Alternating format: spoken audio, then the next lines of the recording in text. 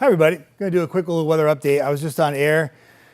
We had a cell that was just to our north and west. It was producing a tornado in northeast Mississippi, and then we had a brief tornado warning in Lauderdale County. They called it a potentially dangerous situation or a tornado confirmed warning, and then they dropped the warning very quickly. So areas in western Lauderdale County, your sirens were going off. We had some people send some pictures.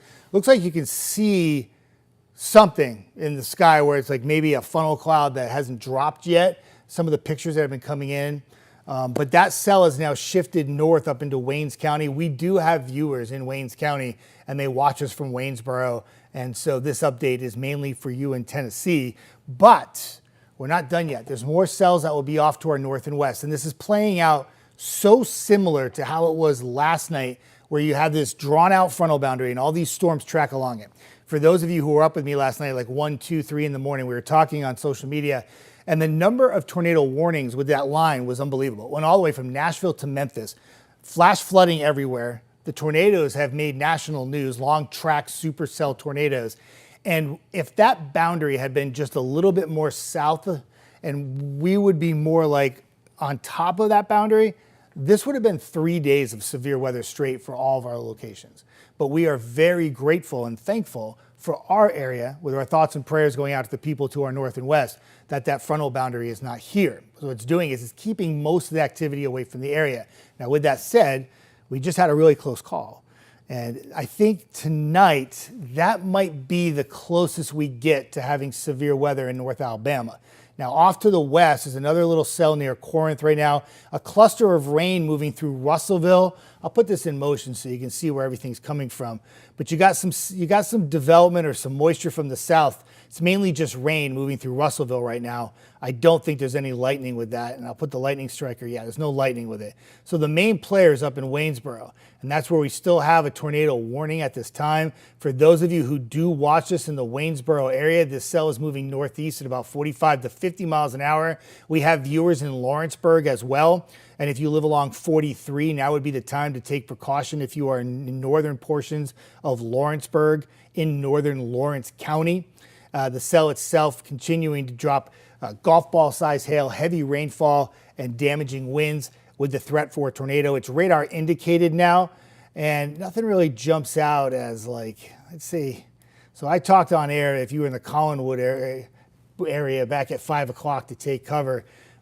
You can see some winds with this and a little bit of rotation, but the winds 59, 38. So we'll probably get some 60-mile-an-hour winds that are mixing down to that. But overall, though, let me go get my other clicker for a second, everybody. And the winds themselves, really probably not the main player with this. It's going to be the possibility of a tornado or the fact that we have some golf ball size hail too. I'm going to go ahead and track this for you and put a little bit of a hail on. I want to check the hail tracker on this for a moment. So it's got a history of hail. So where you see all that line of purple all the way from Corinth up into southern Waynesboro, that is some solid hail that continues to come down with this cell. I'm going to change it over to the high top radar. I think it's a better look that way. Let's check the debris signature. So if we have something on the ground, it's right here in the Collinwood area, tracking off to the north and east at about 50 miles an hour, which puts it towards Etheridge or north of Lawrenceburg in probably about 25 minutes, which would be shortly after 6 o'clock. So, but for the rest of you that are watching and you're not in that Waynesboro, Lawrenceburg area, I know you've heard a lot of talk about the potential for severe weather.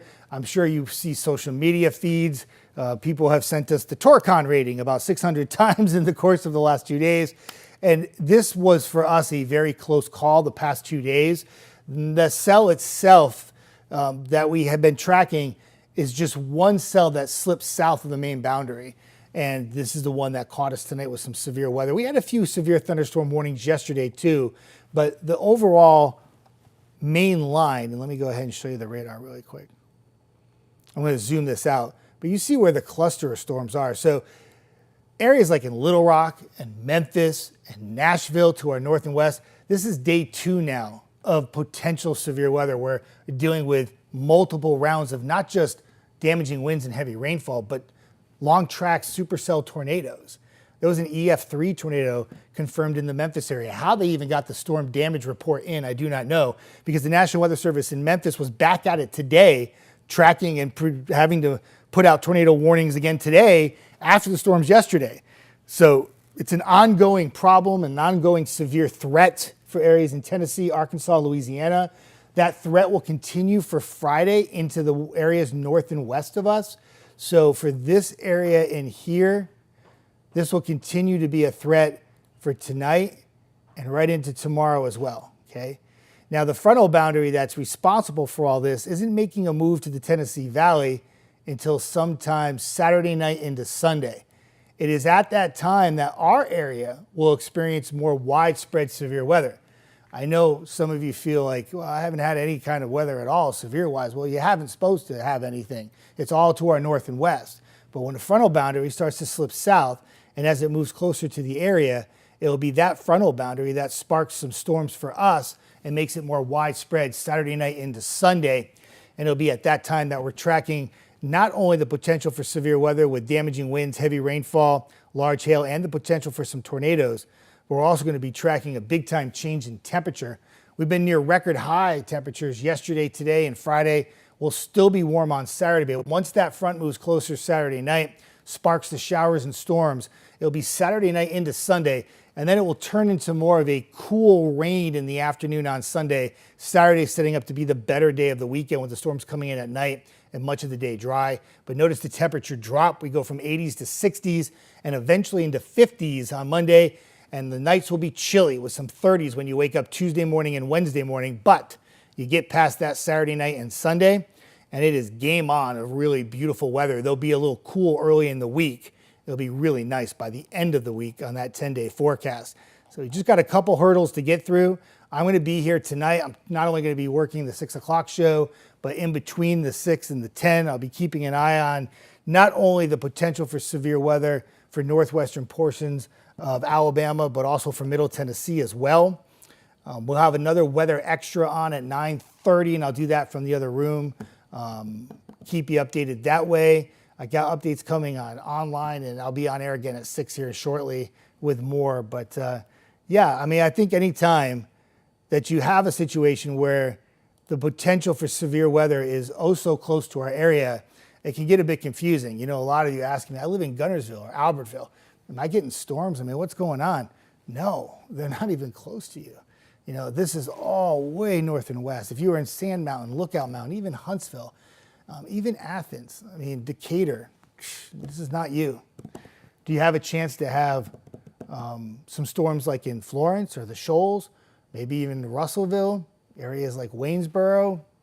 Yeah, Pulaski, even Giles County. I know you're in the tornado watch, but it's on the cusp for you. I mean, I still think a lot of these storms tonight are going to go up and over the area.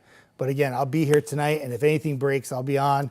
And I'll probably stick around after the 10 o'clock show and just keep things updated for y'all. If I see anything that's even remotely close to the area, I'll come on and do a stream. But I think for the most part, we should be good to go. So I got to get some graphics put together for the 6 o'clock show, get some updates get myself organized before the 6 so I can make sure I have all the updates I want to talk about when I go to air in just a little bit. But for now, there are no tornado warnings for North Alabama. There is a tornado warning in Wayne County in Tennessee. That cell is moving northeast closer to Columbia and heading towards the Nashville area. And again, if anything breaks severe-wise, we'll keep you covered here at WAFF 48.